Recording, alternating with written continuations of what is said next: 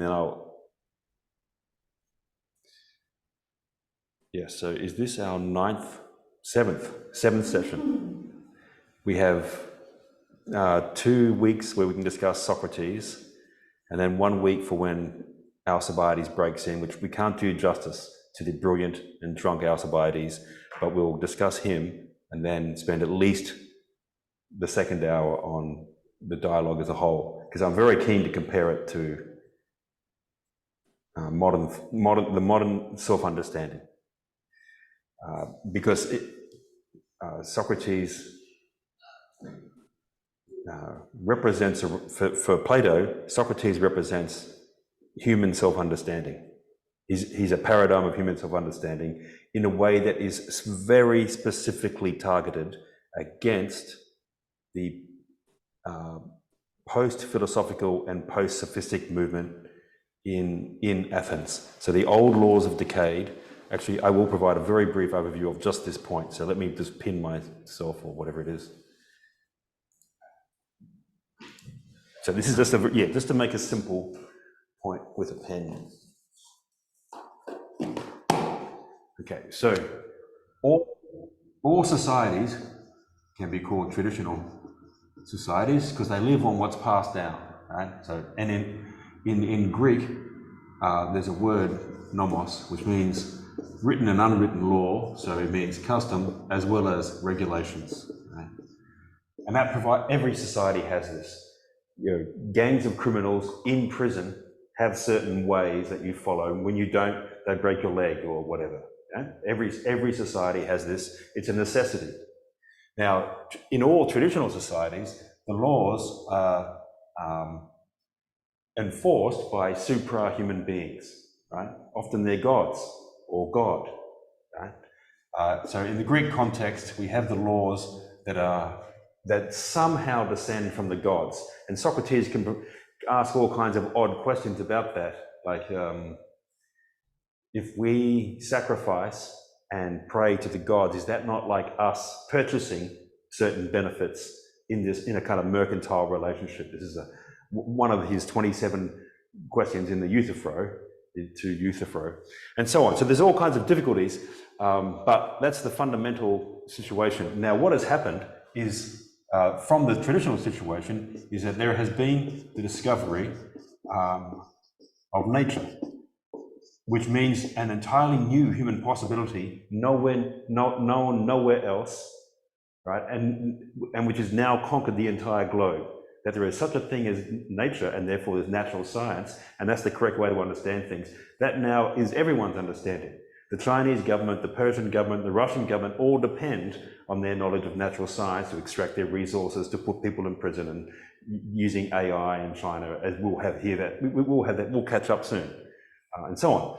So a new human possibility, a new human self-understanding on the basis that there are principles that do not depend upon tradition, but depend upon the untutored, unassisted human understanding. Now, that first of all leads to the elimination of all of this. That's gone, right?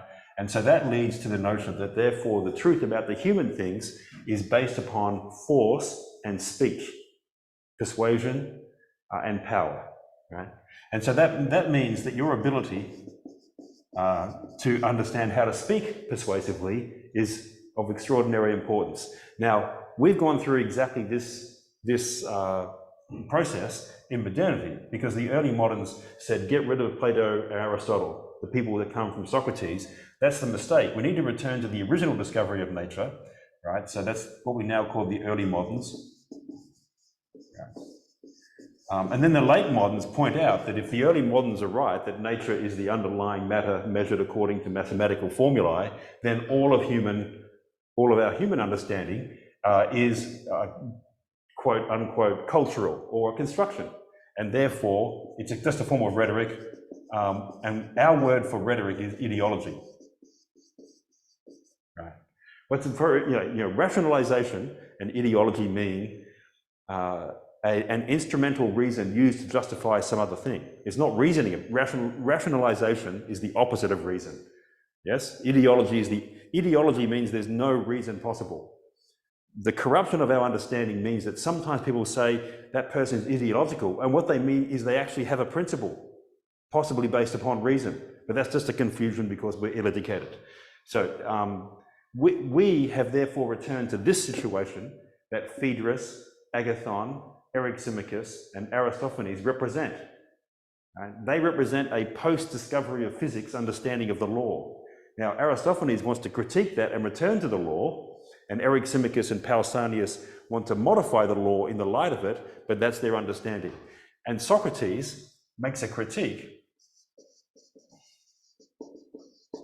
and a lot of the scholars misunderstand his critique of these things as a return to this, which is not.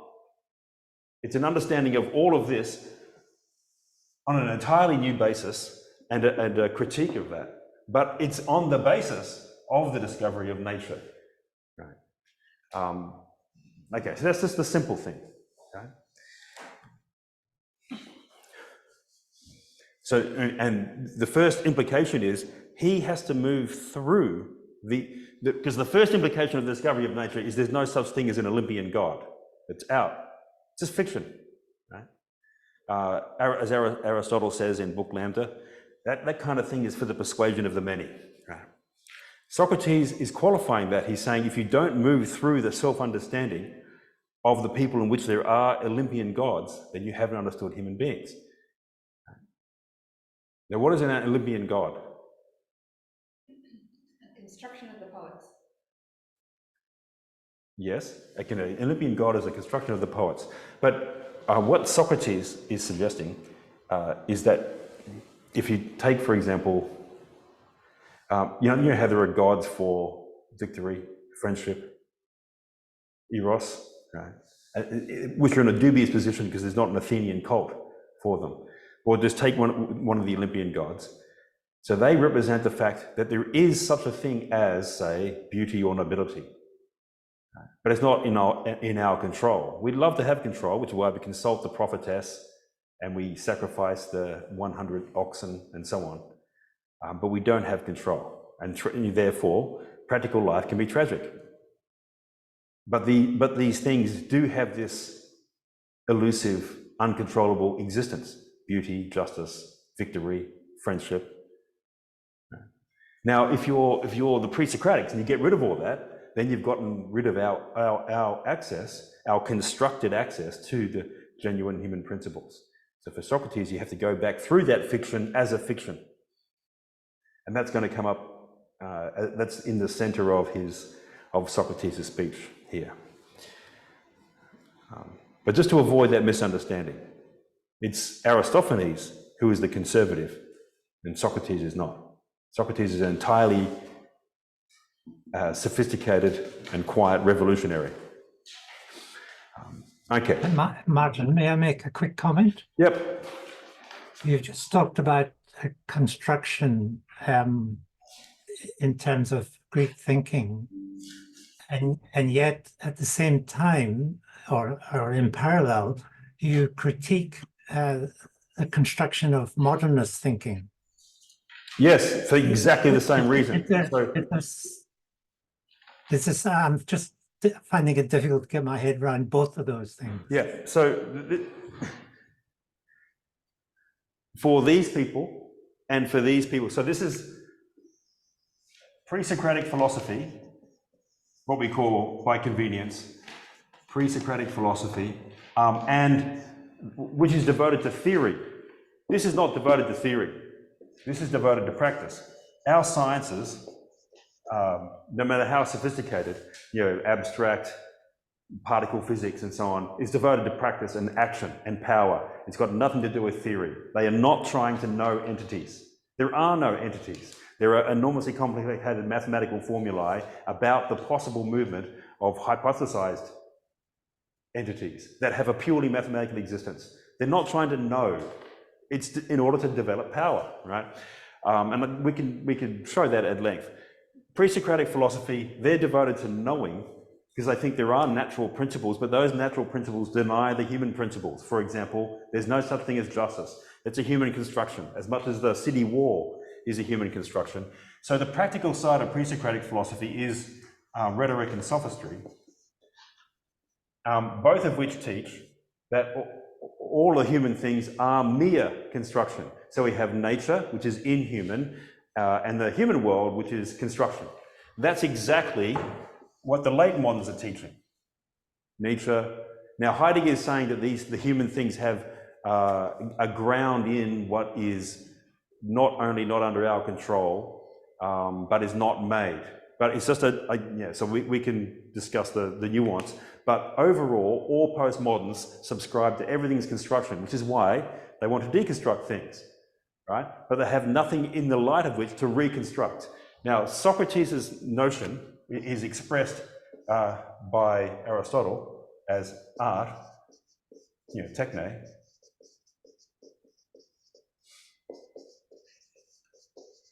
completes or sometimes imitates, etc., nature. Right. So there is no human life without construction, but that construction happens in the light of natural principles that guide thought and action for human beings. Like there is such a thing as justice, and your laws will be an imitation or a completion of it.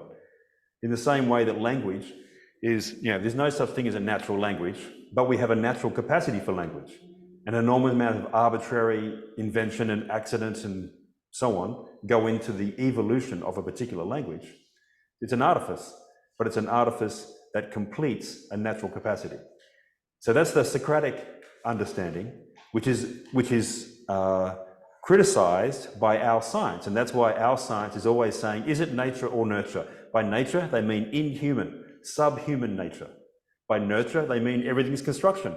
And bizarre, they can't come up with an answer because the answer is neither of those in principle, which is why it's very funny. I did a year of psychology as an undergraduate, and it was like watching children stumble around, bump into walls. They've got no understanding. Anyway, okay, that's my rant. Thank you. That was helpful. Thank you. Okay. So I apologize to all psychologists and everyone else who I offend by speaking loosely and thoughtlessly. Now, can I just ask I think it's a follow-up to that. So as you've just said, there are hundreds or more like thousands of different languages, and they all put things together in more or less different ways. Yep. But I think you're also saying that there is language as such. No. And you're not, okay, so you're saying there's not language as such? No, there's no natural language or no language as such. That's what I'm strongly disagreeing with, yes. Yeah. So you're saying there is no language as such? What is? Yeah, you just said the opposite of what you meant, I think. No, I think there's a natural ability to speak, right, and to articulate and to have a language, but that doesn't come about without accident and invention. There's no natural language. What? Yeah, okay, no worries. Yeah, I mean, there's no human expression has ever been articulated without accident and invention playing a part in the way you do that. Yeah. Yeah, I was just trying to figure out if you accept that apart from the specificities of every particular language, yep, and their uniquenesses and differences from each other, which are, of course, Wait, so this guy's a varied. nerd. Wait, this kid's a nerd. It seems that perhaps there is something that they all share, but which is only visible in the specificities. But these things that they all share are real, because if they weren't real, you wouldn't have the individual languages. Yeah, that's the question. What do they all share? And I'm inclined to think that there are various things that they all share that you can tie down, like the experience of fire. Right? But apart from things like that, I'm not sure, because those are the least important parts of every language. Yeah, so I'm inclined to think that when Yeah, no worries. Yeah, no worries. I'll try to think of a better way to ask it later. Yeah. Okay. Like already.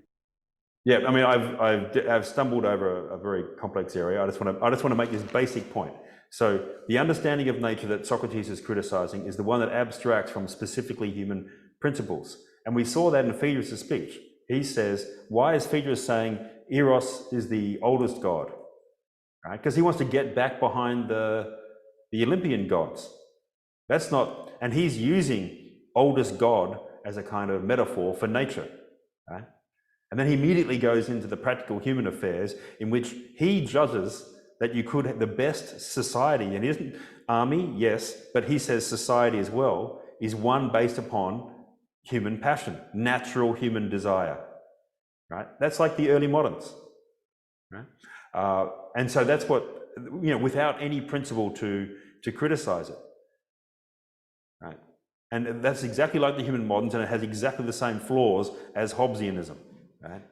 Now, then we get to Pausanias, and he wants to justify his passion in the light of the law, because he's a lover, not a beloved. And so therefore he wants the law to endorse his passion. So he wants to pretend that the law already does, and he, by sleight of hand, he tries to bring together two aspects of the law to do that. Now he's the first person to say, oh, there's a noble and a base eros, right? Because all law must say that there are some actions that are noble and some that are base. Right? But those are the two alternatives, and we're going to get a critique of that from Socrates.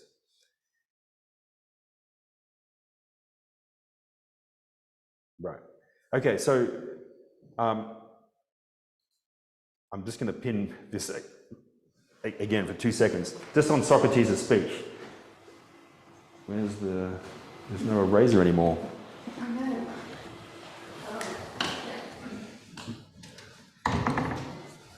Okay, I hope you can see this. So, Socrates, first of all, he says how he is going to speak, right? So he makes a remark about how to praise.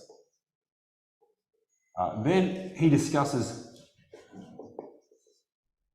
with Agathon. So he manages to elicit from Agathon the basis for his speech.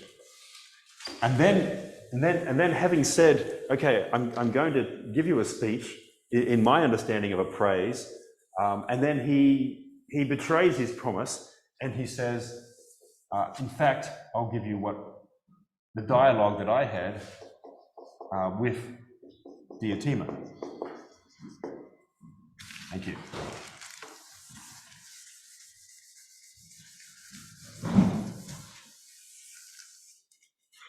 And her speech also has 3 very clearly marked parts. And the first part is where she discusses the nature of Eros, and we have to be careful about what she means by the nature of Eros. And we'll discuss that as we read through. And then he asks a couple of questions. What's the use of Eros? What good is it for human beings? And we get the other articulations of her speech. So we'll go first to his initial discussion, Socrates' initial discussion at 198a.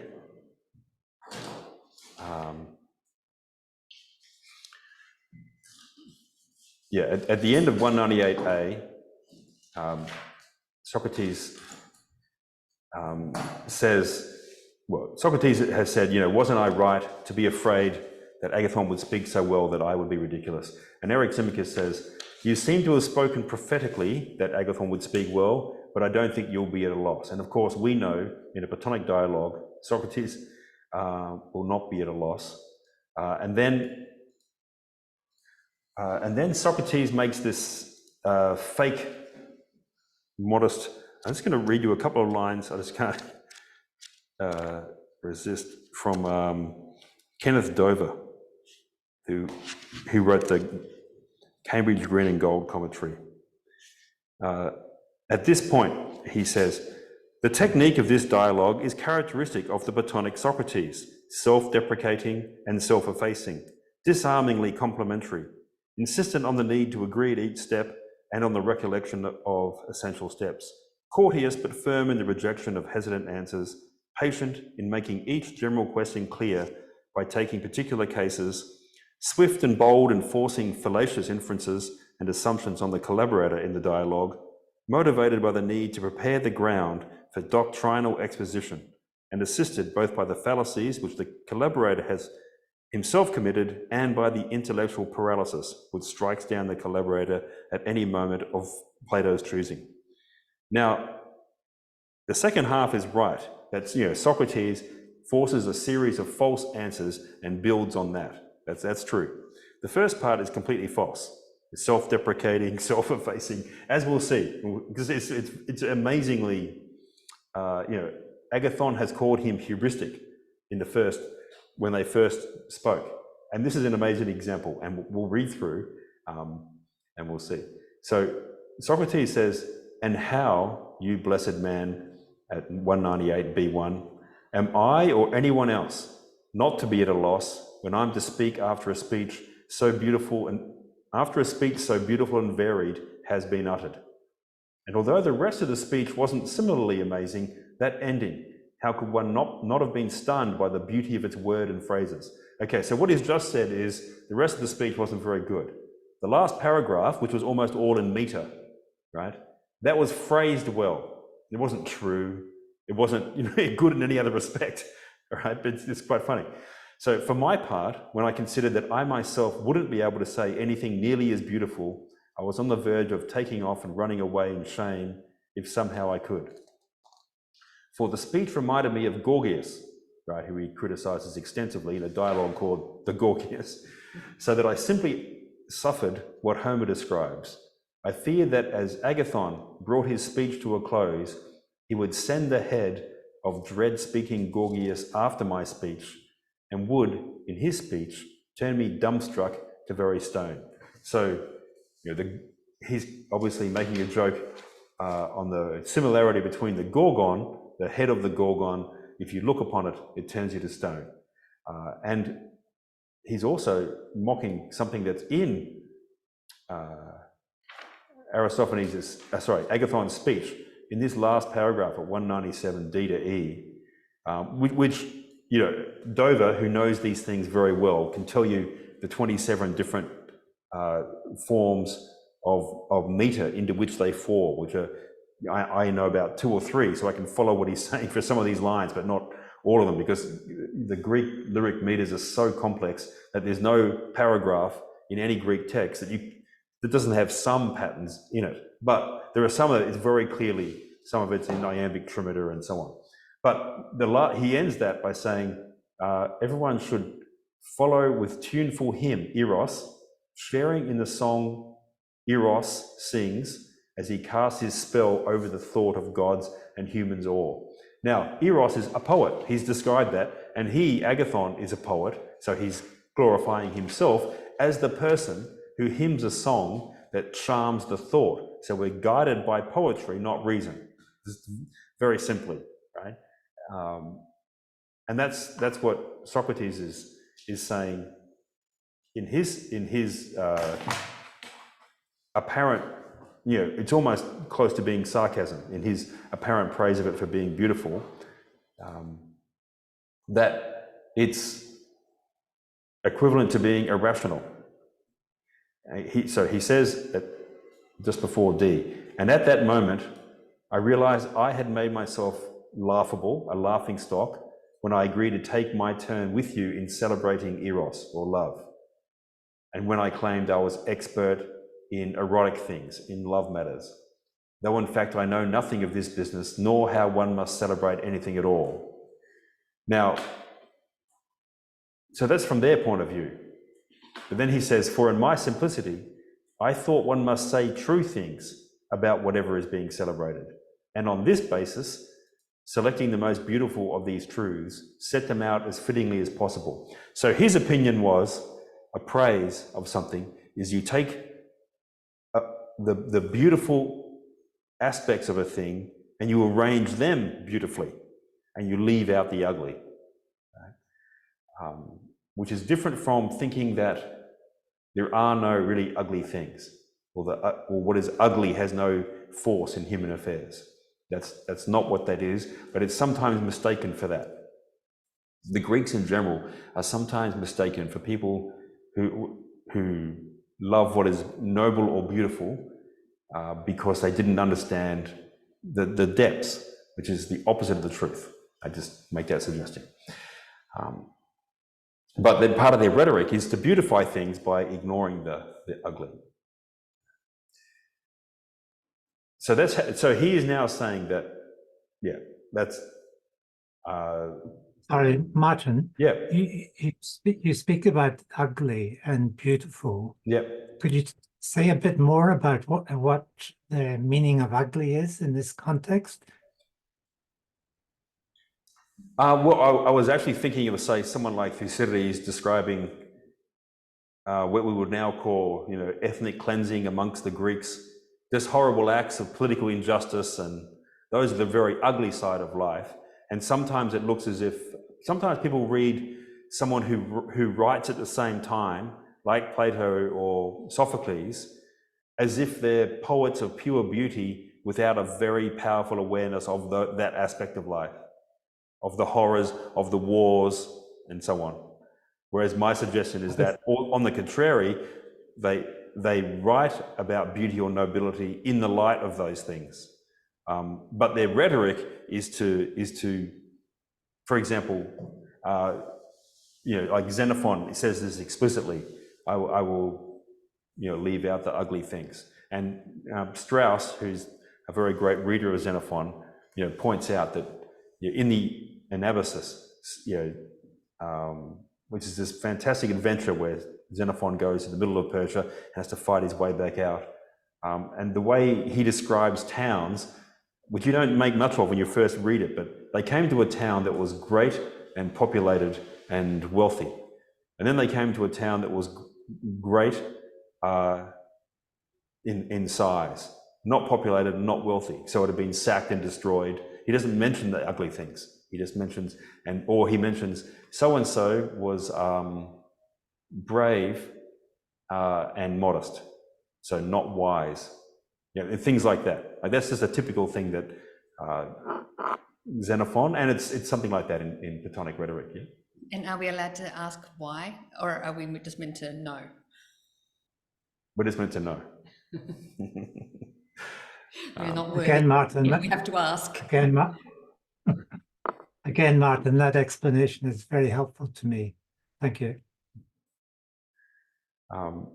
Okay, so I am going a little bit too fast because I want to get to a couple of parts in this first passage which we can linger more on. He says, I was filled with grand thoughts about how well I would speak, seeing that I knew the truth about praising anything. So Agathon has said, I know the truth about praising anything, right?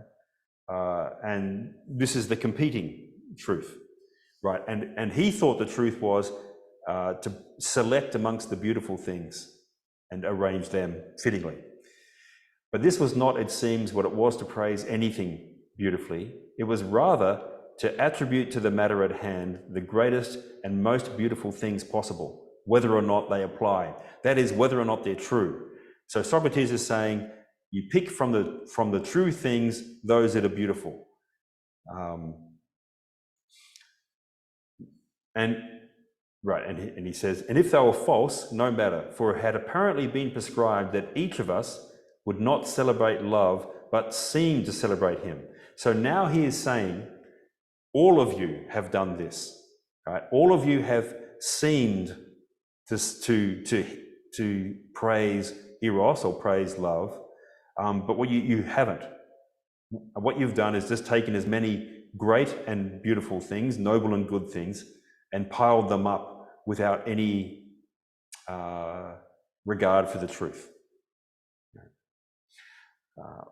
For this very reason, I suppose, you stir up every phrase in your tribute to eros or love and proclaim him to be of this and that sort and the cause of this and that many things. Now, I really like this translation. I just got this book this week, and the reason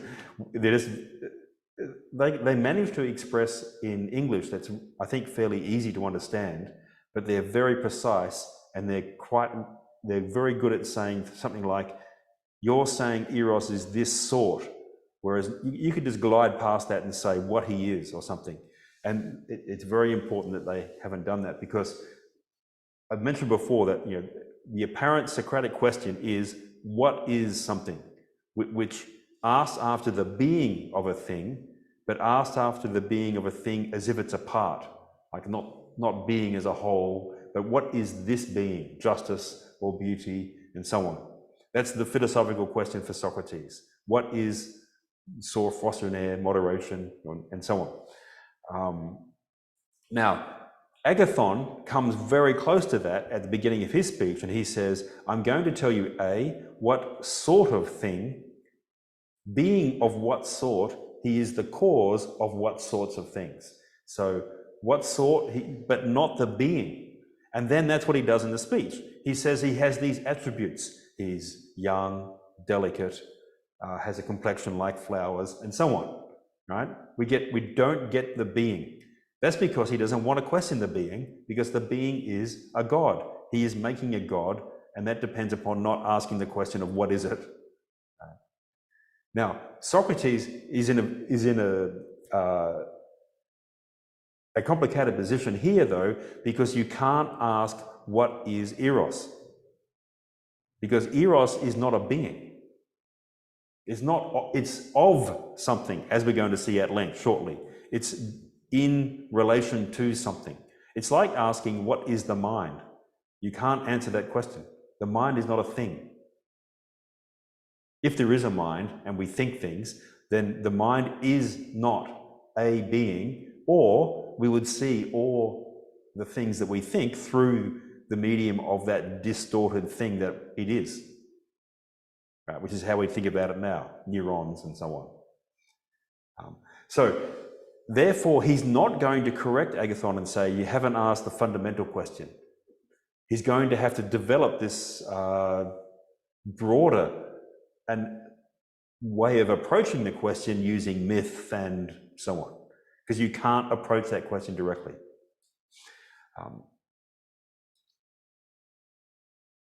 Okay, so he's saying this is what you did. You said he's of this sort and he's the cause of that.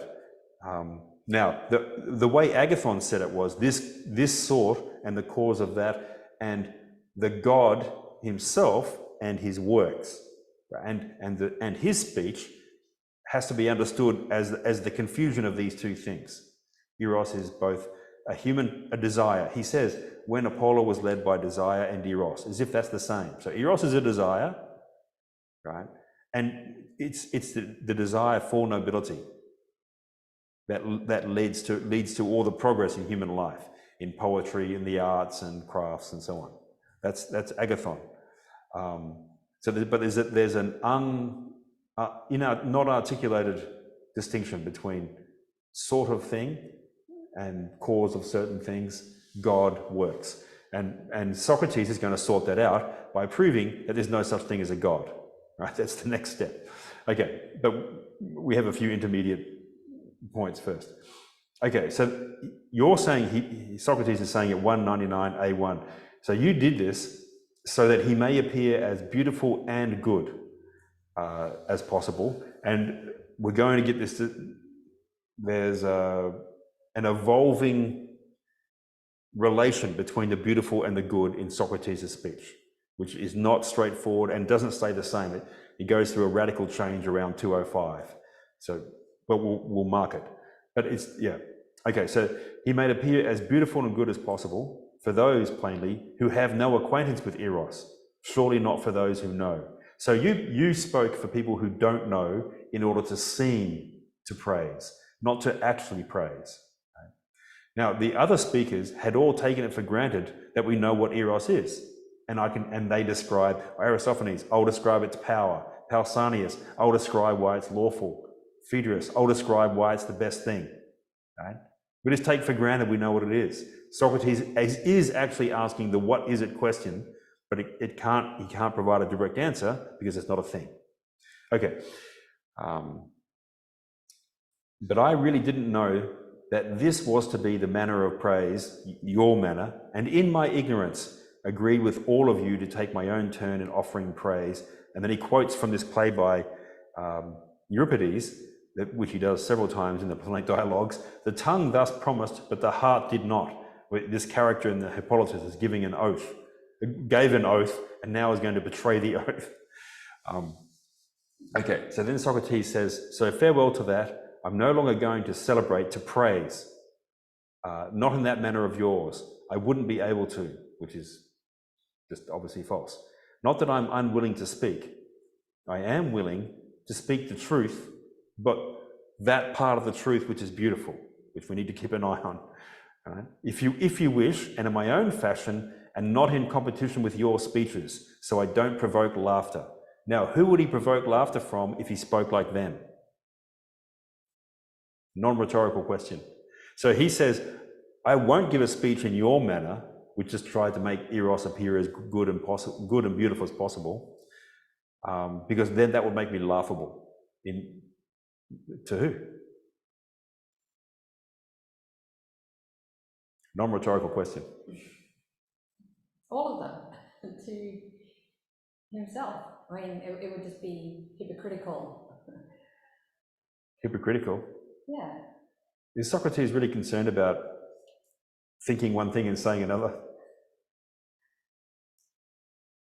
No, so you gave a very broad answer. Do you want to reformulate? Like who do you think he is going to feel laughable before?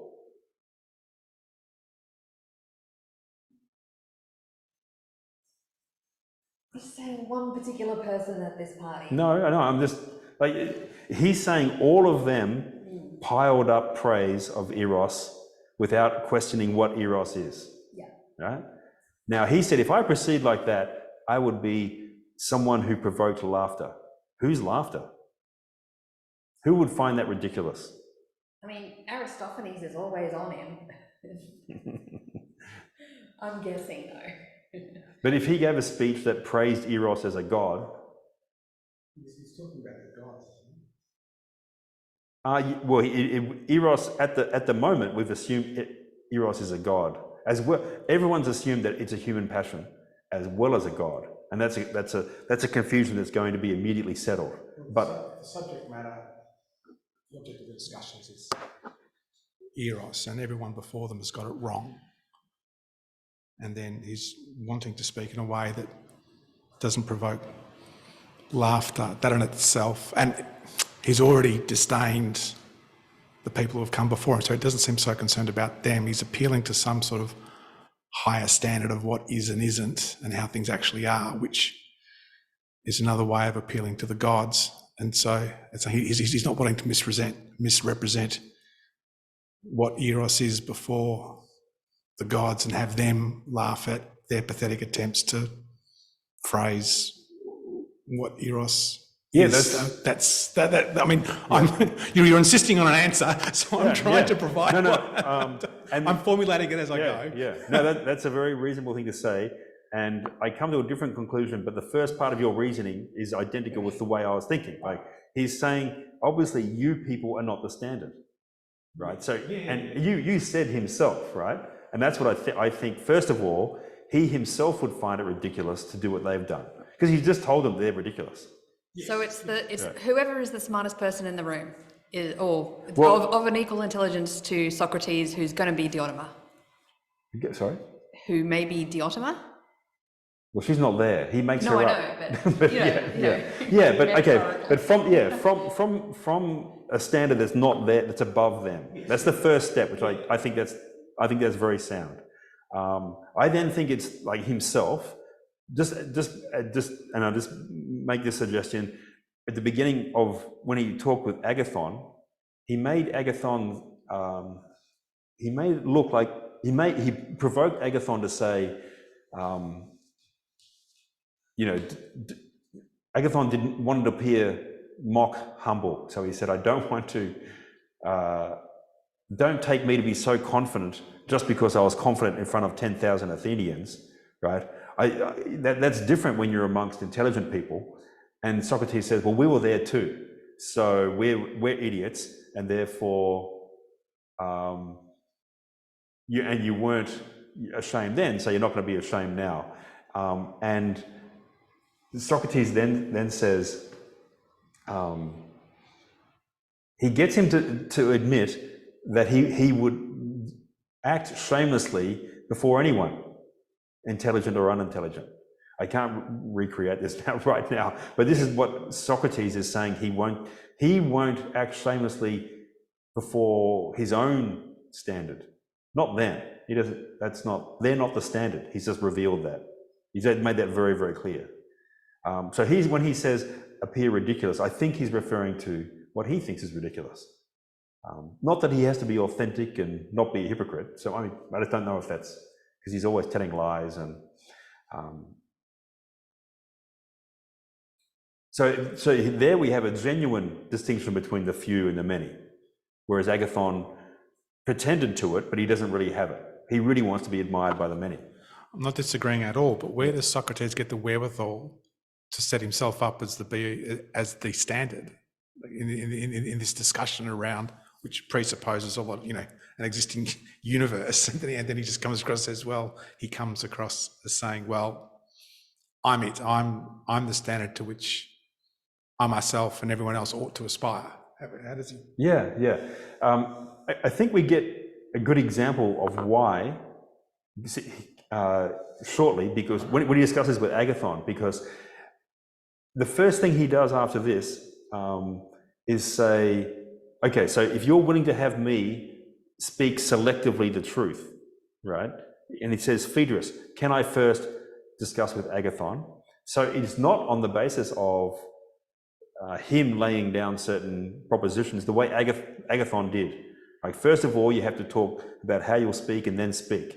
And how you'll speak is to praise the sort of thing and then the works and blah, blah, blah, right? Whereas Socrates doesn't do that. He starts with someone else's opinion.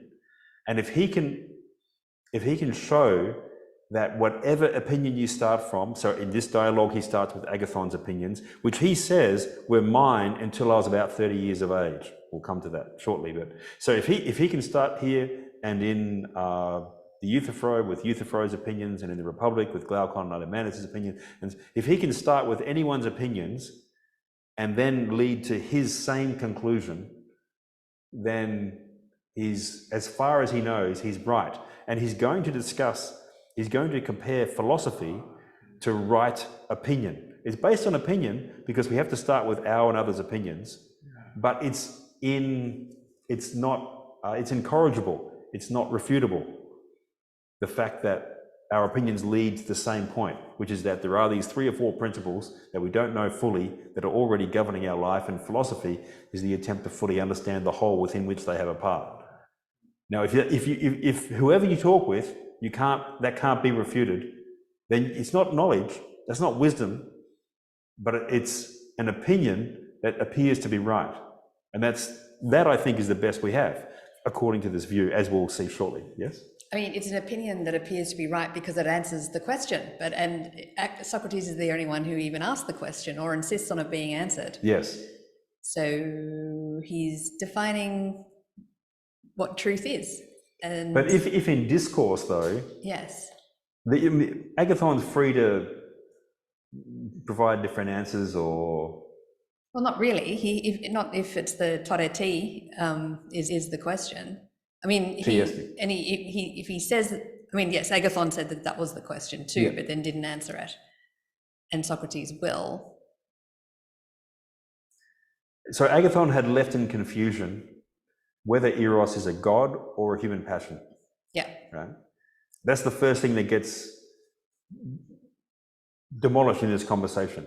Yes. Right. So he has to choose one side or the other, and you can see, because there's a difference between when Socrates says, so Agathon, do you think that Eros is beautiful and of the beautiful? And Agathon, could take one side or the other of his confusion about it's a god and it's a passion. But if he can't take either side and it not lead to the questions that Socrates wants to answer, isn't that the inadequacy of his position? But I thought, no, I mean, it seems to be a confusion in the question, because as you said, it's not a being. It's, why is Socrates insisting that this is the question, isn't He doesn't ask the tore T question. This is the first thing he does. He says, it's not a, at 199, Yeah. C. So yeah, we'll discuss this as we go. But Phaedrus says, yeah, go ahead. First of all, have the dialogue with Agathon before your speech. And at C4 here, he says, to be sure, my dear Agathon, in my opinion, you began your account beautifully when you said that one first needs to exhibit love himself. What sort of thing? Yeah, I wouldn't say sort of being, but there's probably no other way to do that in English. But what sort of thing he is, and then his works. This beginning I entirely admire. So before he'd said everything else not so good, but the ending was good in the arrangement of the words. Now, everything else wasn't so good, but the beginning, that was quite good. Anyway,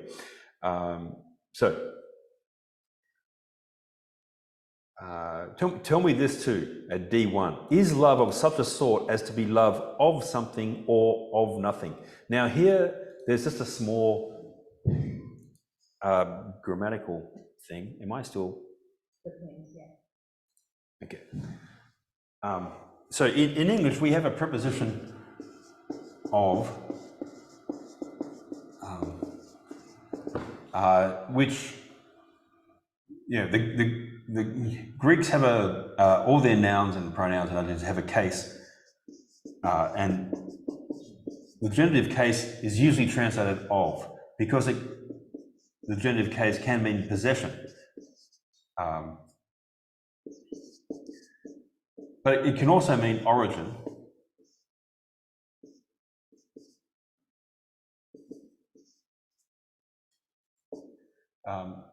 So if you could say someone is of X, that equals the son or daughter.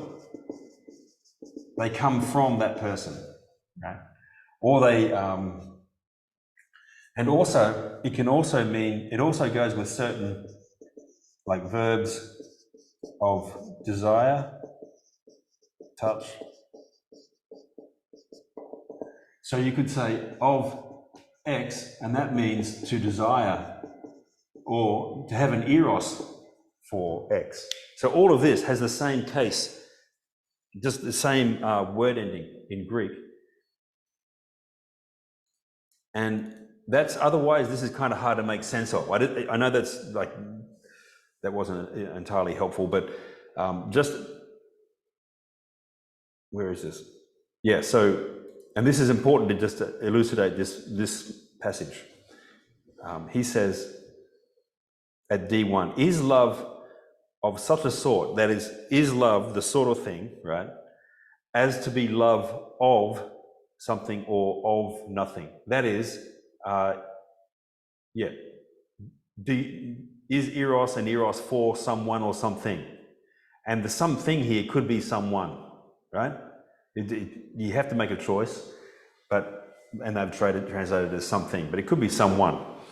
Now he says, I'm not asking if it's of some mother or father, for the question of whether love is erotic love of mother or father would be ridiculous. Now, where would that be ridiculous?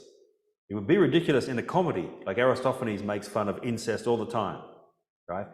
But it's also a subject of tragedy, like Oedipus Tyrannus, and then what happens in the Antigone and Oedipus at Colonus as a result of this original unintentional crime by Oedipus of killing his father and marrying his mother. So what he's bringing up here in the element of comedy is also the element of tragedy, that there are certain standards of justice or that are held to be so sacred that you must be destroyed if you transgress them in tragedy, or it's made fun of in comedy, which is our two responses to the fact that something is a law, right? Laws are there to reinforce things that are good, decent, just, noble, right? Because they are there as an imposition, though, sometimes people rebel against them because they are in a position. Not because they're wrong or anything, but, well, you know, some people are attracted because they're told that they're wrong. That's one thing. The other thing is,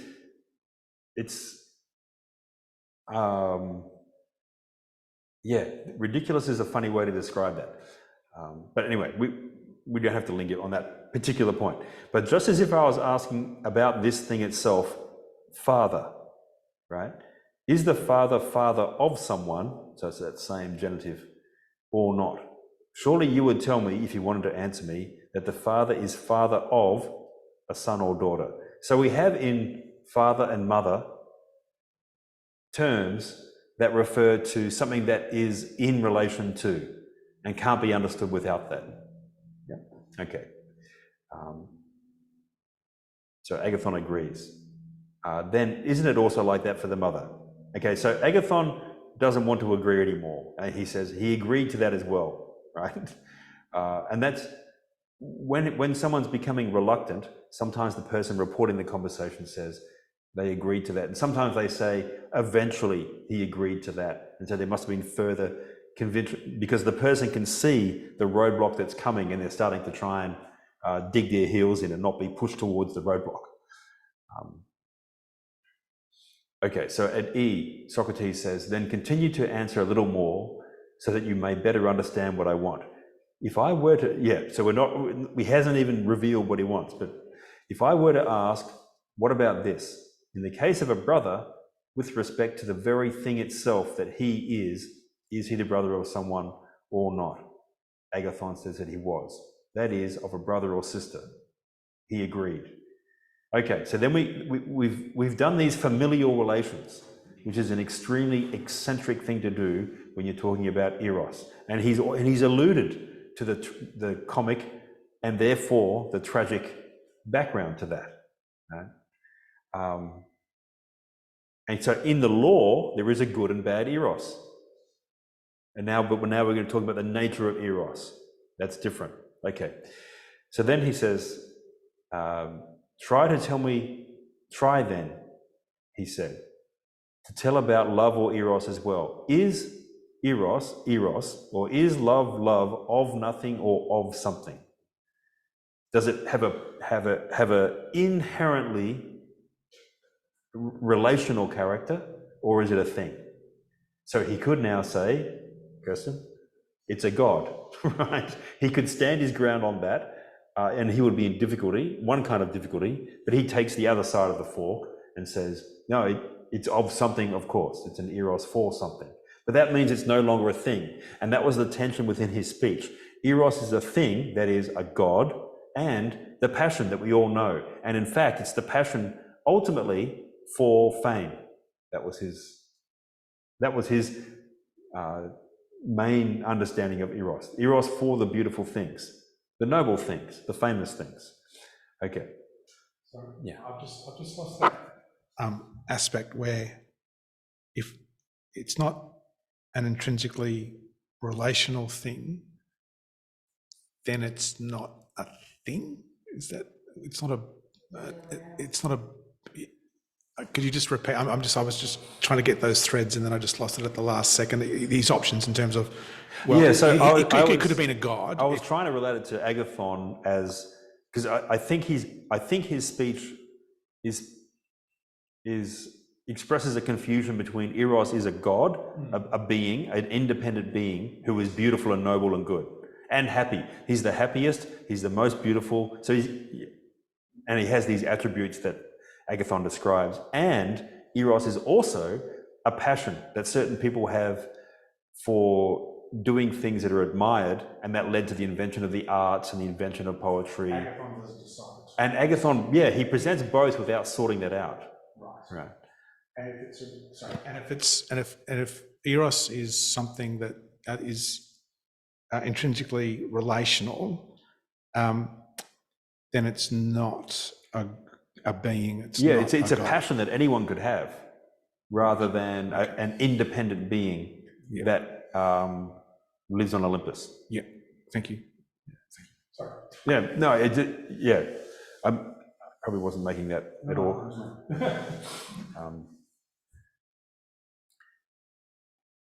Okay, so at 200a, he says, "Now then," said Socrates, "keep this close by and remember this, of which you said Eros is." And he'd said Eros when he said, "Why have we made all this progress?"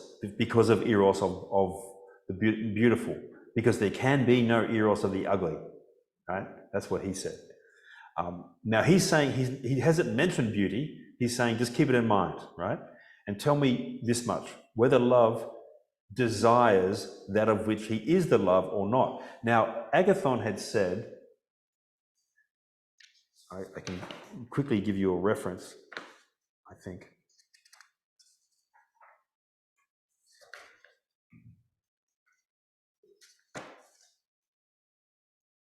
So at 197b, he says, 197a to b, he says, when Apollo invented archery, for example, and medicine and divination, it was because he was guided by desire and love.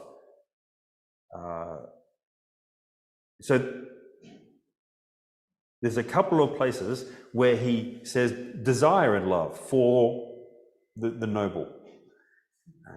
So, and that's where he's talking about as a passion. Like there you've got a passion moving Apollo as it moved Athena, as it moved Asclepius to invent these arts. Right? So there you have a passion. It's a desire, as opposed to an independent being, a god. So here he's having to say which one it is. And he says, okay, it's a passion. Right? And Socrates turns this around into a proof that it's not a god. Right?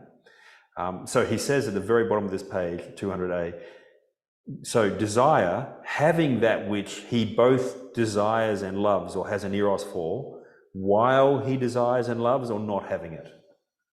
Right? So if eros is therefore, here eros is being conflated with the desire, so do you have the desire when you have the thing you desire? Right? And Agathon admits, no, you won't have the desire when you have the thing you desire, because now you possess it. And Agathon says, it's likely that that the eros is not for that which it possesses. And Socrates says, then consider, said Socrates, whether it's a necessity rather than a likelihood. For that which desires, to desire that of which it has need, and not to desire whenever it is not in need. So here, eros is being conflated with a desire, which is being conflated with a need, a lack, a want of something. Right? And that makes it easier for him to say, well, therefore you don't have, if you lack it or want something, if you must lack something to want to desire it, then you mustn't possess it when you desire it. Right? First step. Okay. And now then we have an example of certain attributes. So at B5, he says, beautifully put, so would someone being tall want to be tall, or being strong want to be strong? Now Agathon then, because he's bamboozled, says that's impossible from what was agreed on. And Socrates says, for I suppose he wouldn't be in need of those things he already is, right? And Agathon says, what you say is true.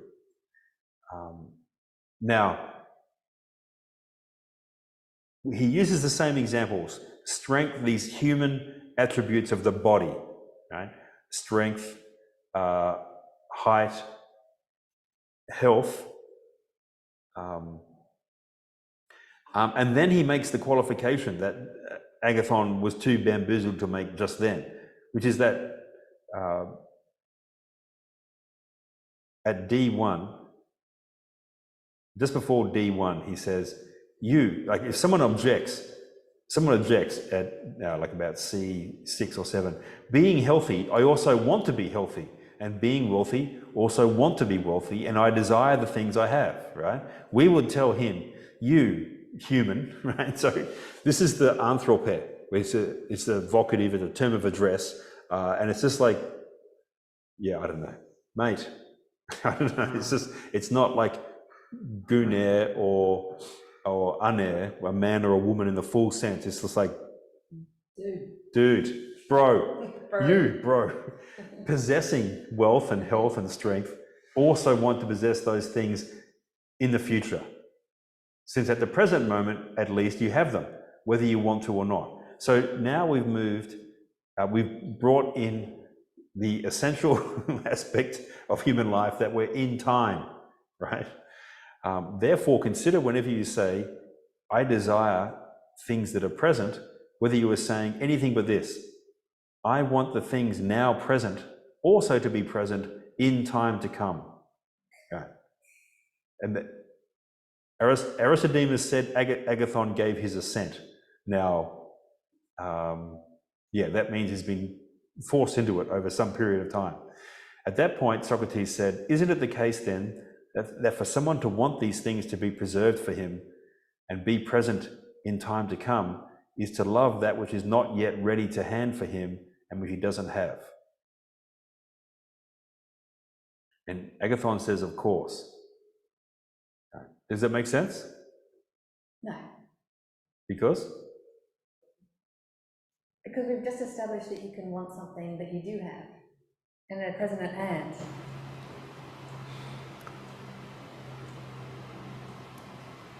Isn't it the case then that for someone to want these things to be preserved for him, health, strength, whatever, and be present in the future, is to have an eros, is to love that which is not yet ready to hand? So what's not yet present at hand for you or available to you is the future condition. Yes? Is that acceptable? No, I mean, it can't be that it's not yet available to you in the future, because everything is not yet available to you in the future. The future is not available to you. So, yeah. Yes. I mean, yes, I think you're right. The future Okay. is not available. It's not a thing. Yeah? Yeah. It's not under our control, right? So we're not talking about anything that's ready to handle or not. Right. But isn't that, and so therefore you may possess these things or characteristics now and want to have them in the future, but it's not isn't, because of there being in the future that you want them, or there being a future. okay, because I was going to suggest, and you can, Yeah. if I put the point most simplistically, you can then reject it. But I was going to say that desire is necessary temporal. And only temporal beings have desire. Yeah, I mean, first of all, it doesn't explain why you desire those things, but yeah, I mean, if you want to go that way, then you could say that, yeah, this is why desire is so much like a longing and yearning, or you can never fully fill it up. It's always something that's fleeting. Well, to jump ahead, Yeah. he says we always desire that which we lack. And then in the next paragraph he says, and we desire that to have that always. So the always changes from whenever we desire, it's a temporal desire for the future, which therefore can never be fulfilled, right?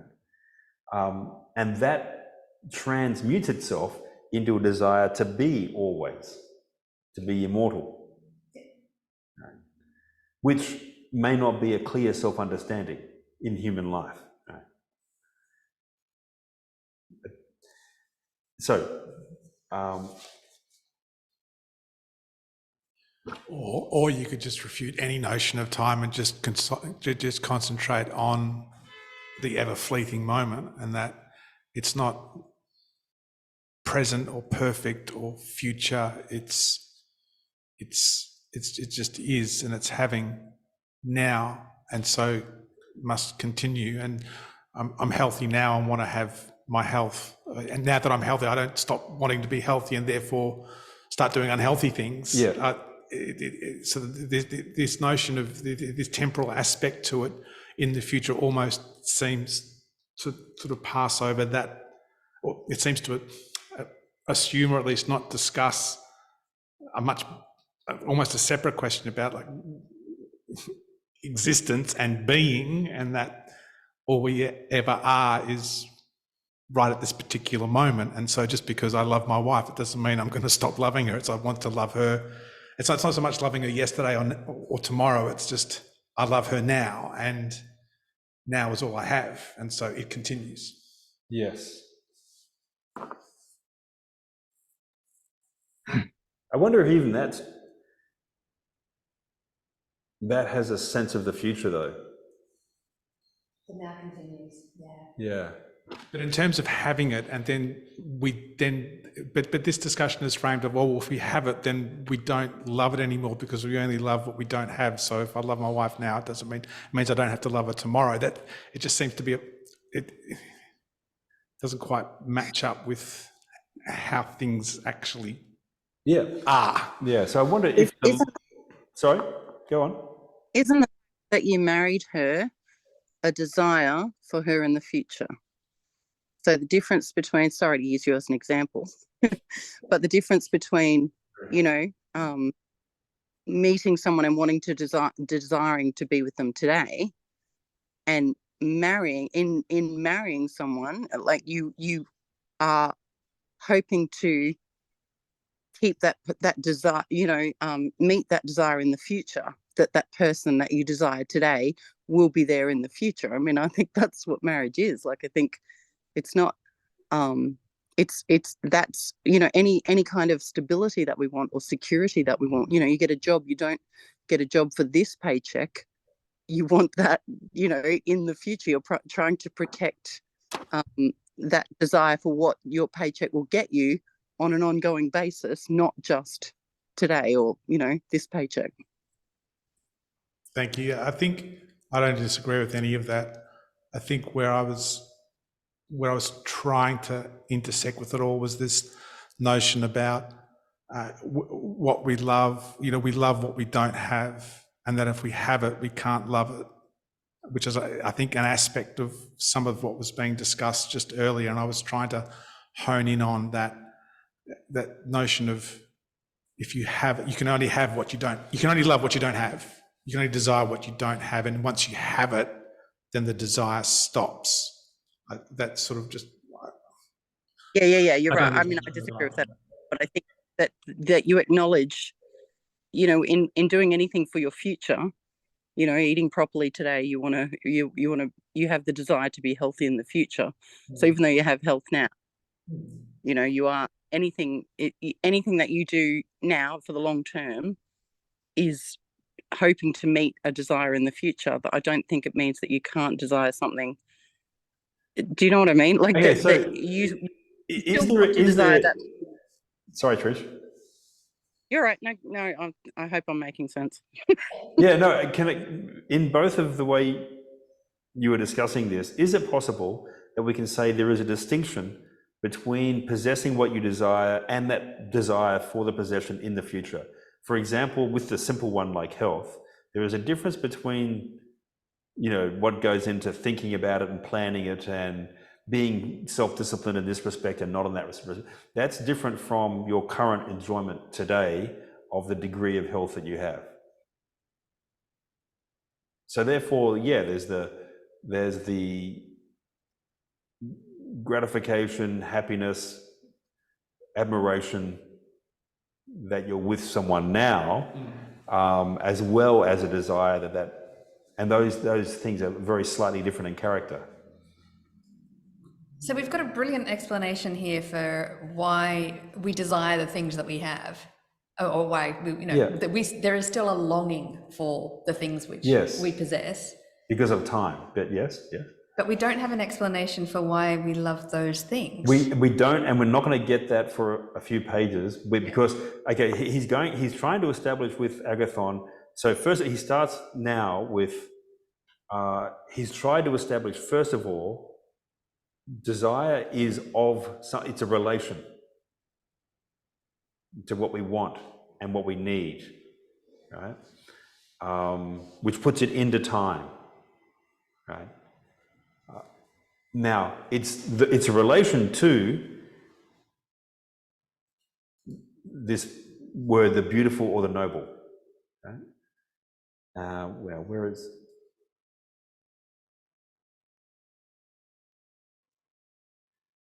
And in a few pages, he's in his own dialogue with Diotima, his own speech, he's going to say, what do we actually get when you have what you consider noble or beautiful?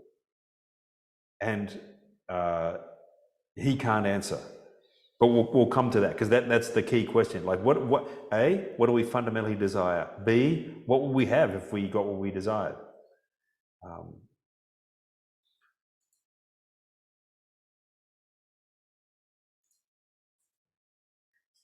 Okay, so at the top of this page, just before 201, actually we should have a break, sorry.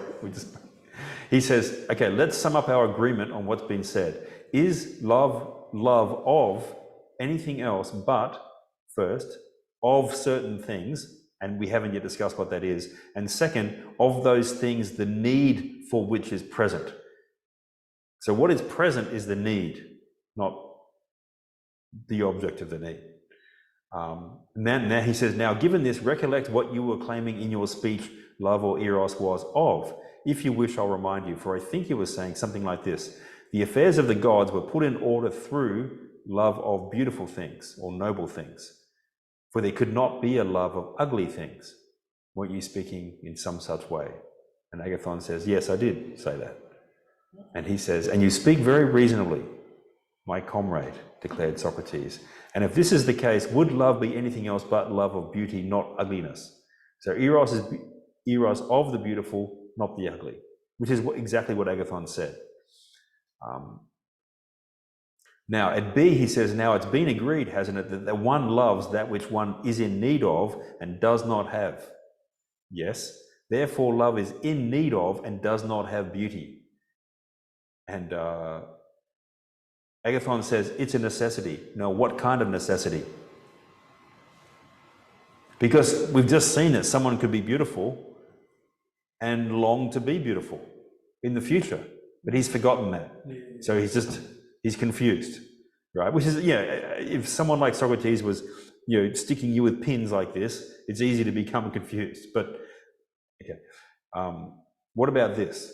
Do you claim that what is in need of beauty and never possesses beauty because it needs it and therefore desires it and therefore has an eros for it, can that thing that has no beauty be beautiful? And Agathon says, certainly not. Then if this is the case, do you still agree that love is beautiful? And Agathon said, I'm afraid I knew nothing about what I was saying there, Socrates. And Socrates says, and yet you spoke beautifully, right? But say one more little thing. Don't good things also seem to you to be beautiful? And he says, to me they do. So we have eros is for beautiful things. Are good things also beautiful? So that means the beautiful is the comprehensive, the good is a subset, but everything good is beautiful, which is not true. Right? Dentistry is very good, right? To go and have teeth filled and so on, it's not beautiful or noble. Having a justice system with prisons might be very good. It's not beautiful. Putting people to death for crime. Okay, maybe we don't do that anymore. What do? We probably give them free food and board and TV and internet and let them out. That's right, we're in Victoria, we let them straight out. There used to be this thing called a justice system where people were punished for committing crime. I know it's old-fashioned, but just to try and understand what's happening in this dialogue. And so punishment is ugly. It's not a beautiful thing, but it used to be considered a good thing because it meant that criminals were kept off the street, and it provided an example and a motive not to commit crimes. Okay. So therefore, I'm just suggesting that there are some obvious examples of things that are good but not beautiful. So that this doesn't work, that good things are also beautiful. And but I bring this up because the relation between the good and the beautiful is the key part of Socrates' speech, and it gets developed later on. Okay, but this part is a bit sophisticated. Okay, so Agathon says, I wouldn't be able to contradict you, Socrates, but let it be as you say. So that's a bit churlish. I can't contradict you because you're so clever, but there's something wrong here. I can't put my finger on it. And Socrates says, no, it is the truth that you cannot contradict, beloved Agathon. To contradict Socrates isn't hard at all. Now, that's a lie, okay? It's easy to contradict the truth. Where would the whole media political complex be if you had to speak that, you know, if the truth could be demonstrated to you and people would be shocked and astonished and would correct you. It's obviously, you can contradict the truth. Contradicting Socrates is another thing. That's very difficult. So, okay, now he says at this point, right, because he's now got from break is coming. Okay, let's have a break. Okay, I'll just one sentence. Okay, he says he's gotten what he wants from Agathon, which is that Eros is of the good and the beautiful, and Eros lacks what it is of, right? And he's then going to say, well, don't we consider the gods to be both good and beautiful, right? And therefore they must lack those things, but therefore they're not gods. Okay, and we'll come back to that. So he having got the basis, he then gives the speech from Diotima. So let's take a break. So apologies for running on.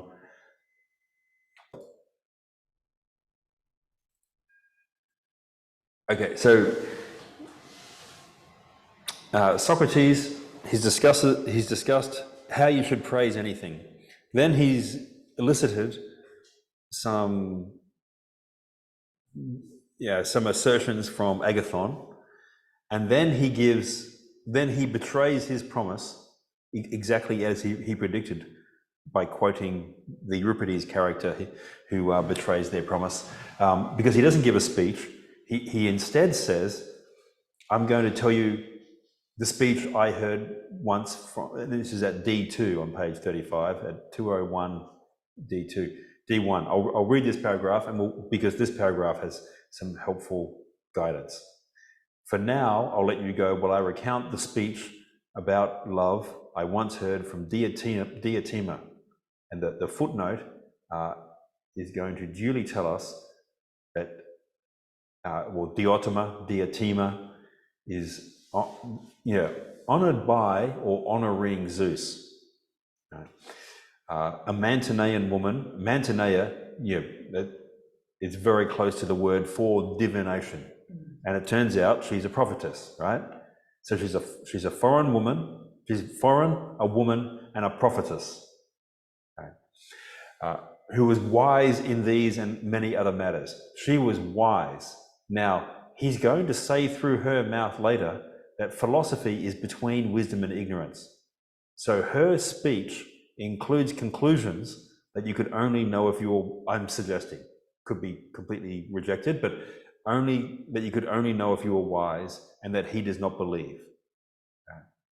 And he's about to recount a conversation between himself and her. So she teaches him. How can he not believe it if he is not wise? Wouldn't you have to be wise to rule it out? It depends. Sorry. Okay, so now she's a prophetess. Now we've seen that Socrates makes little prophecies about how he will feel when someone speaks and so on. Now we're going to see how good a prophetess she is. Once before the plague.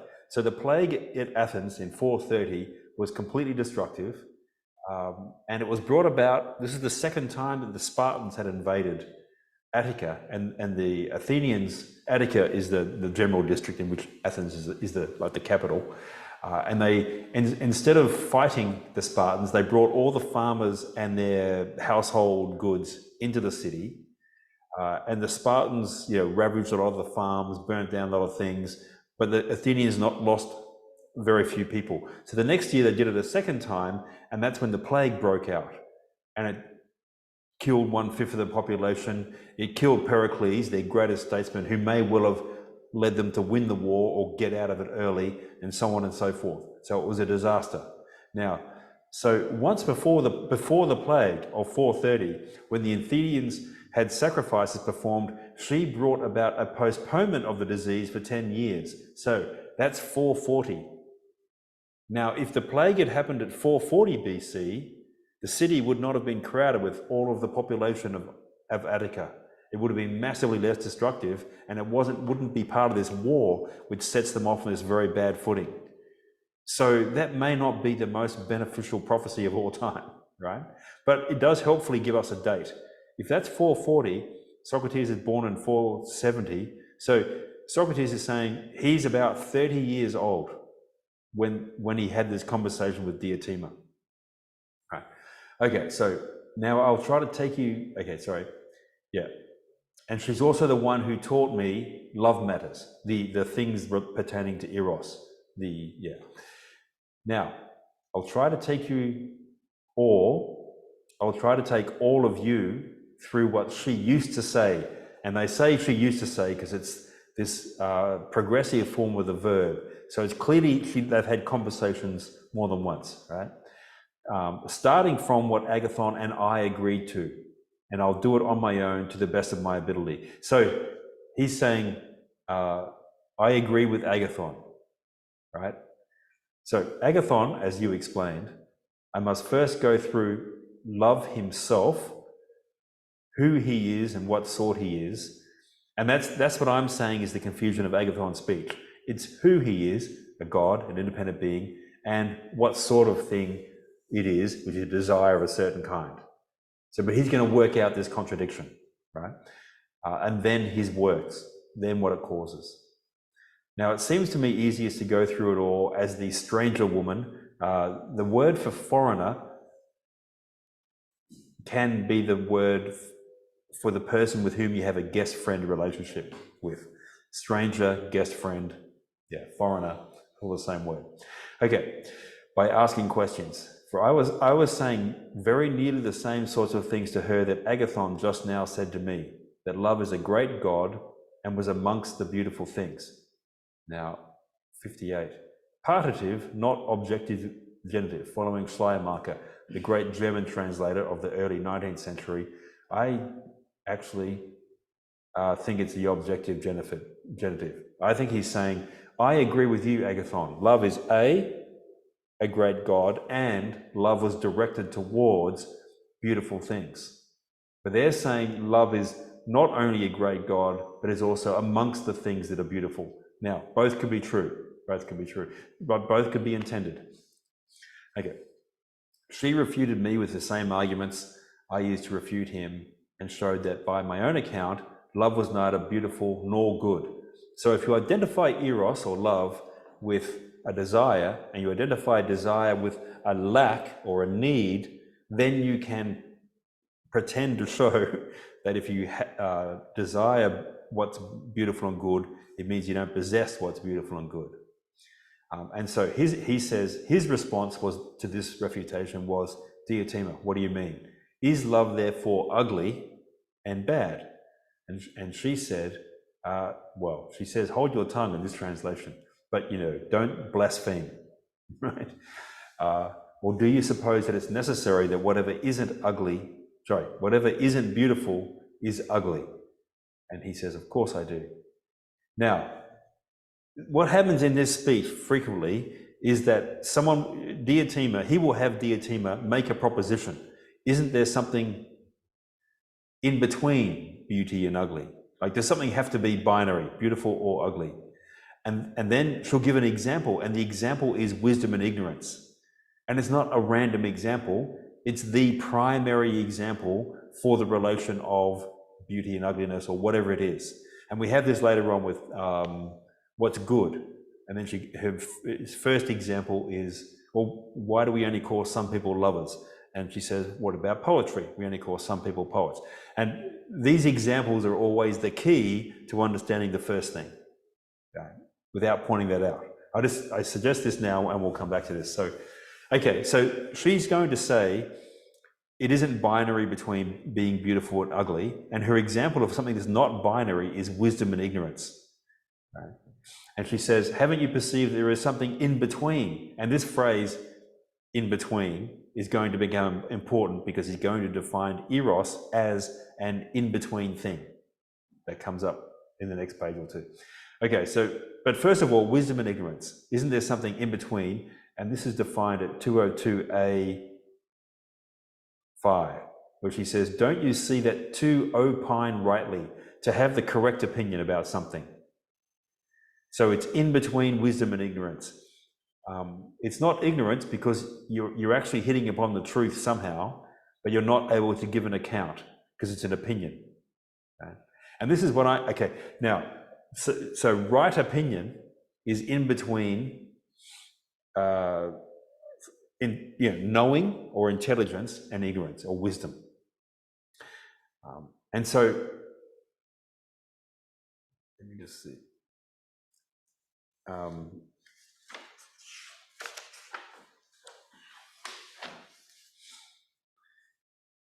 Okay, so then she says at 202b, don't compel what's not beautiful to be ugly and what's not good to be bad. So too in the case of eros or love, just because you yourself agree he's neither good nor beautiful, don't think any the more he must be ugly and bad, but rather something, quote, in between, something in between the two. Now, what's right opinion is in between the two. It hits upon the truth, but it can't give an account. Right?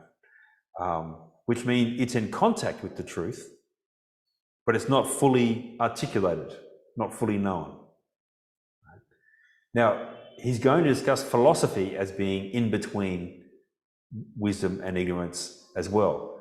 And philosophy is in between wisdom and ignorance because it has enough contact with the truth to know what the questions are without being fully wise and having an account of the answers. So that means philosophy would be a version of right opinion.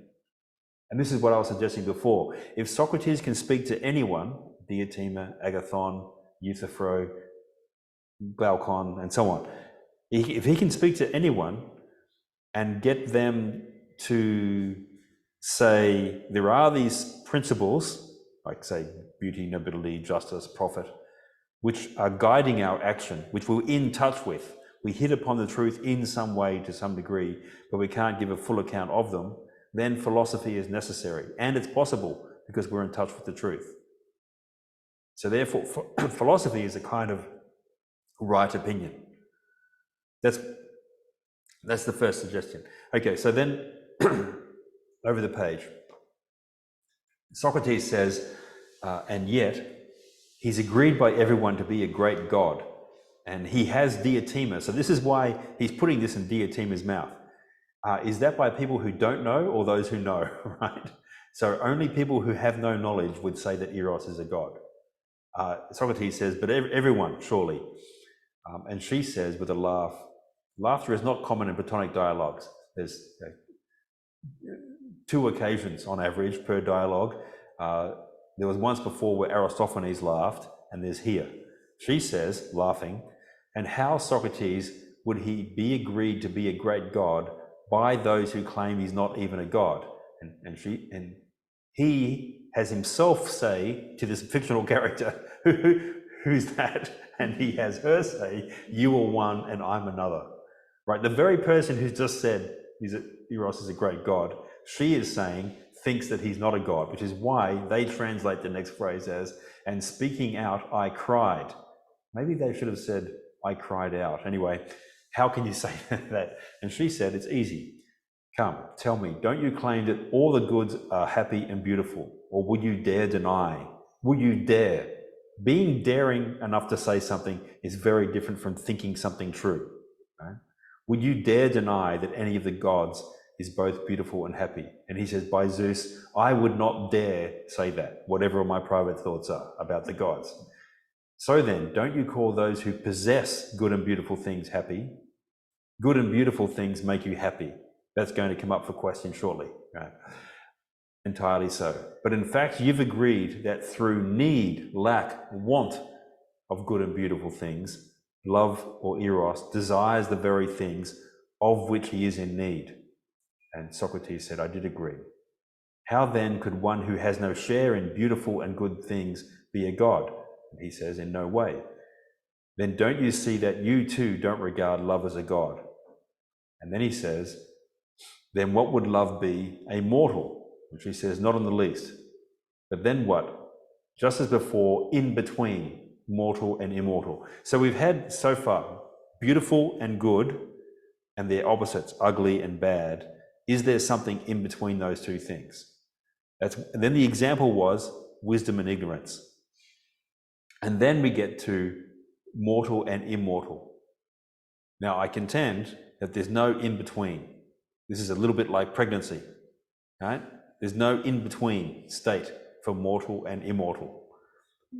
But she's going to, unless something mortal could participate in the immortal or something, or vice versa. And that's something like what she's going to say. So, and then her main example of something that does that is philosophy, which brings back in right opinion. So, okay. So, but at the moment it's expressed without clarity, just with a mythical expression. So he says, what's that, Diotima? What's in between mortal and immortal?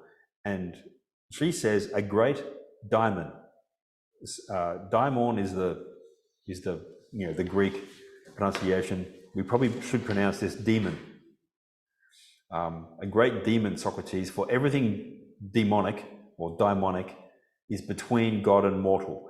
And there's a learned footnote by Eva and friends pointing out correctly that in Homer, a daimon can often be just the word for a god, but it also appears to be, it's used more broadly as supranatural beings, and in particular for the offspring of gods and mortals.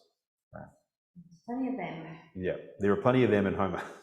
Now, this is one of Socrates' most important questions. He says, having what power? So if it's not a being, then what is it? Like what effect does it have on life? If it's not a god, then what is it? It's not a mortal, right? So what character does it have? And later on, he'll ask a couple of more important questions that determine how these sections are divided up. Okay, so this is an important paragraph, expressed mythically, but important. So she is saying that this in between the immortal and the mortal has the following dunamis, the following power: interpreting and transporting to the gods things from humans, and to humans things from the gods. From the one, that is from the humans, petitions or prayers or requests and sacrifices, and from the others, orders and returns for sacrifices. Okay, so that's a fairly, in a sense, orthodox expression. The human beings sacrifice and pray, and the gods do or do not indicate what the humans should do or provide rewards. Except for the word interpreting. Anyway, being in the middle of both, it fills up the gap. I'm not really sure it fills up the gap. But it fills, I actually have a feeling it's fill up the hole.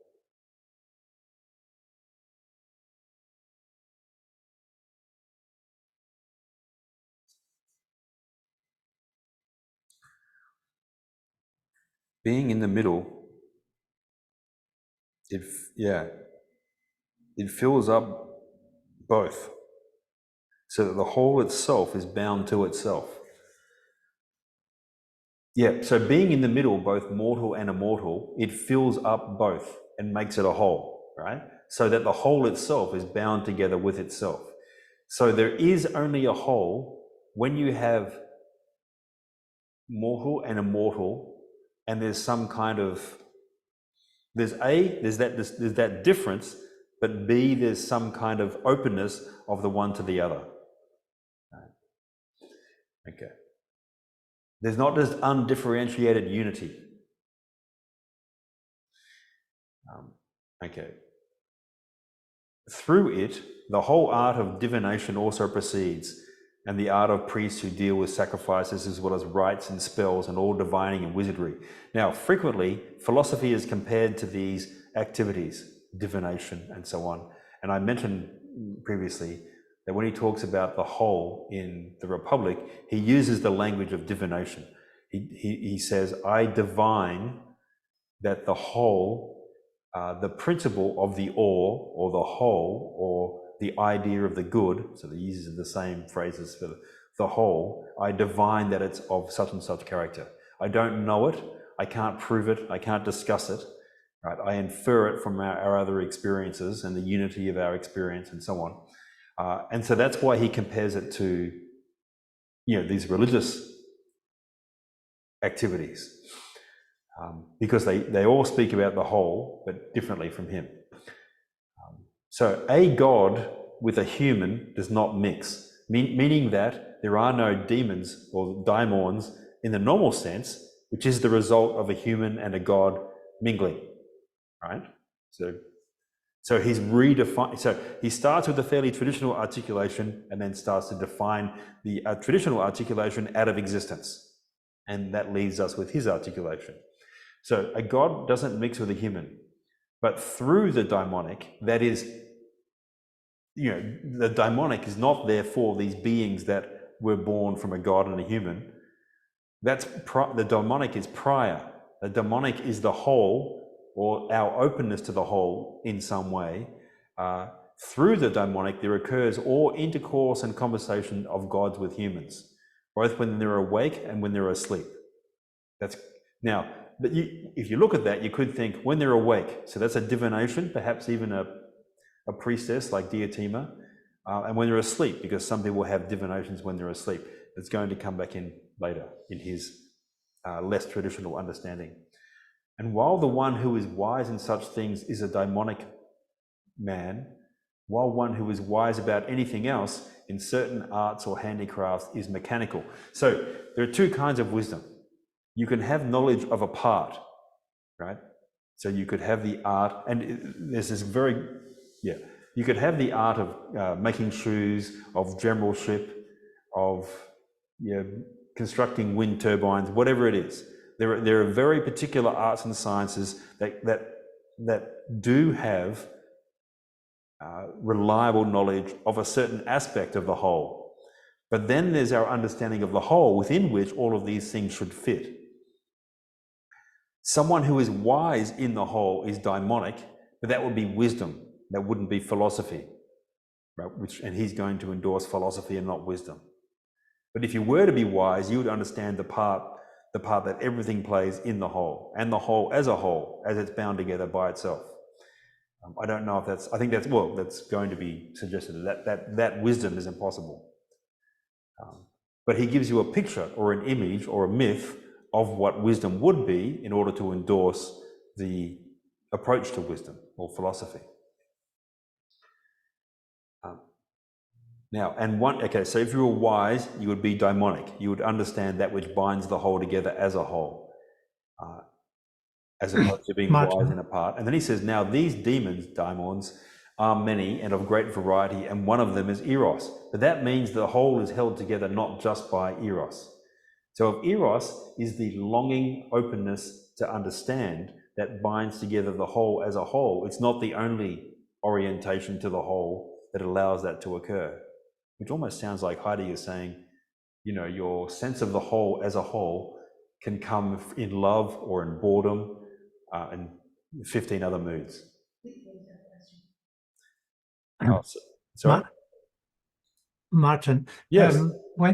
When they use the word wise and wisdom, it's interesting that they put it beside the words arts or handicrafts.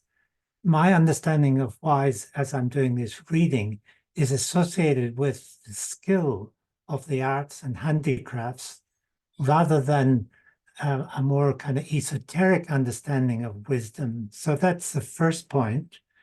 But interestingly, that you bring in Heidegger there, if I may take that opportunity and say the daimonic, for me, could be the clearing in Heidegger's thinking. But I don't know if you're familiar with that. Yeah, I'm familiar with some of the essays in which he discusses that. Yes. What about the understanding of wise and wisdom? Yeah, so in Homer, someone can be wise because they have a certain area of skill. And the word is broadened by Socrates and the people after him, Aristotle and so on, to mean comprehensive knowledge. Yeah, and so it takes on a different kind of character. So yeah. But Socrates reorientates the understanding of wisdom by saying we know that we have genuine knowledge in certain areas, and if you want to build a bridge, this person knows how to do that. If you want to make shoes, this person knows how to do that. Genuine wisdom would therefore be to know what's the right role of each of those wisdoms about a part. What's wisdom as a whole? But then you'd have to know you'd have to know the whole of human life and how it all fits together.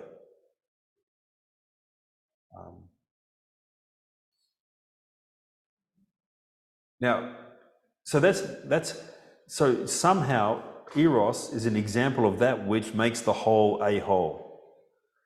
That's what power it has. And then Socrates says, what is his father and mother? And that's still a mythological formulation. Right? And she's still dealing with the matter on a mythological level. We haven't yet resolved, is it a thing, an independent being, or a character, or that which makes the whole a whole? We haven't yet, it's just not clarified.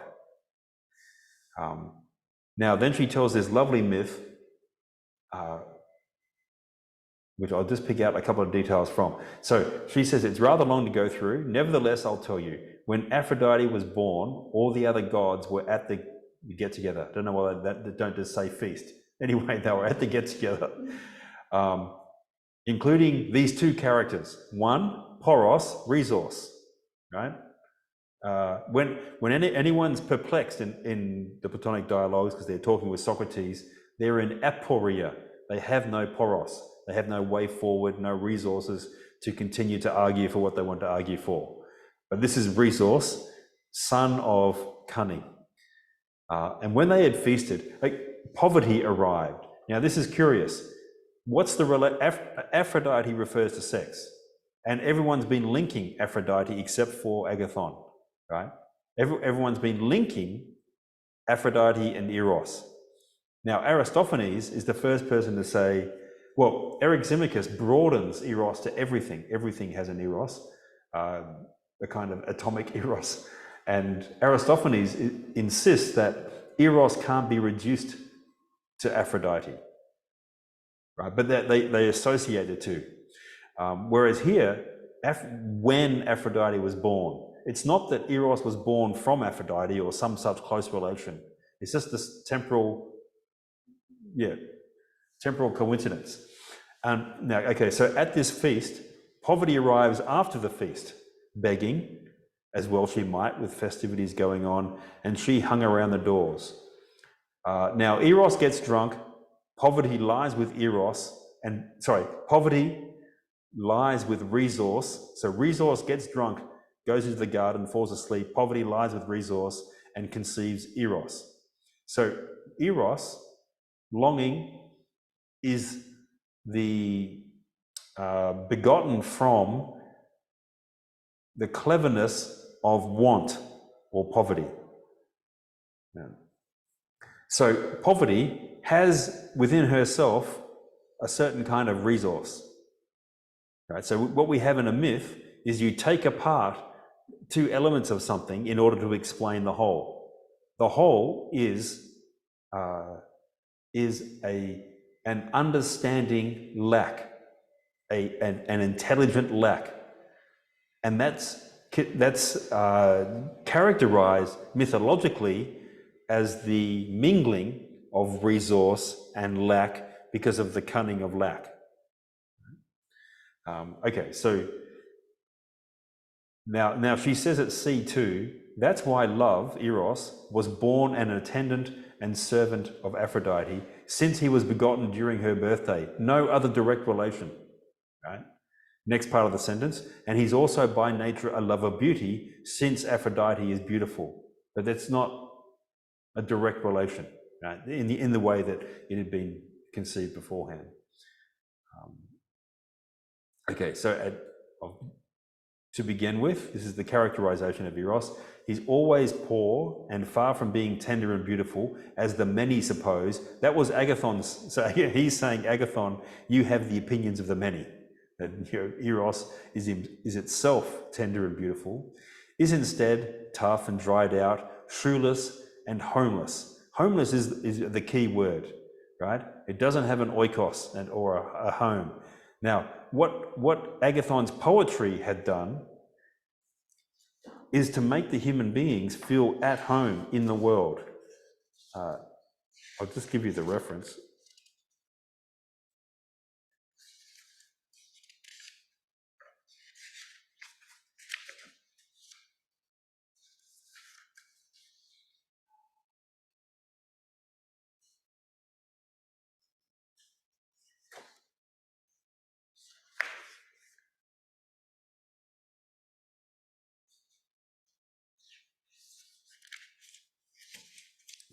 Yeah, sorry, I'm working from a new translation. I should have gone back to the text. But at 197d, it is Eros who empties us of alienation and fills us with close relation. Now they're trying to get the rhymes that, empties us of alienation, fills us with close relation. There is all this assonance and rhyming going on in this passage. But the fills us with close relation makes us most oikeos, of the same household, right? It fills us with belonging in the whole. It empties us of seeing that there's anything other in the world, right?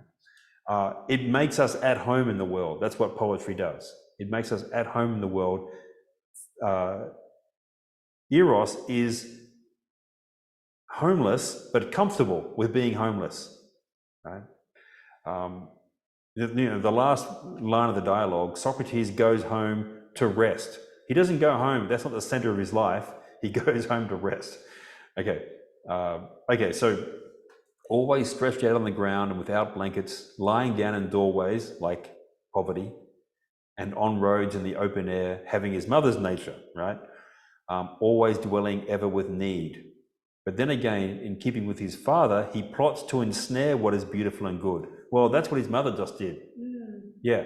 So Plato is showing us that what a myth does is draw apart aspects of a thing in order to show the whole, which we have to put together. But there's already both aspects in one part of the whole. Okay. Since he's courageous and hasty and high-strung, an expert hunter, always weaving some devices, desirous of good sense and resourceful, philosophizing throughout his whole life, right? So Eros philosophizes, an expert wizard, potion master, and sophist. So that previous paragraph is a nice description in poetic terms of Socrates in the dialogues, always weaving together plots, and a sophist, an expert, philosophizing his whole life. And in his nature, he comes forth neither as immortal nor as mortal. But in one and the same day, he flourishes and lives at one moment, whenever he has resources, and dies at another, and then comes back to life again through the nature of his father. Okay, so that I'm not sure I understand. Does that mean that the power that he asked about before? What's the power of Eros? It's the awareness of a part of the whole, of which one is a part. And that's not something you possess all the time. That's something that comes to one.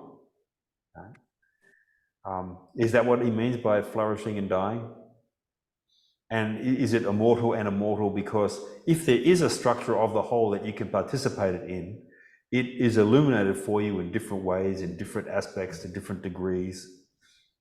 Does it refer to that aspect of experience? I don't know. Okay, so he continued. Oh, sorry, we've already reached 6 o'clock. I apologise. Okay, so I'll stop the recording. We can have a discussion if anyone has any further points. And next time we'll go on from where we are, which is about, where are we? 2:04. And we'll discuss the rest of Socrates' speech.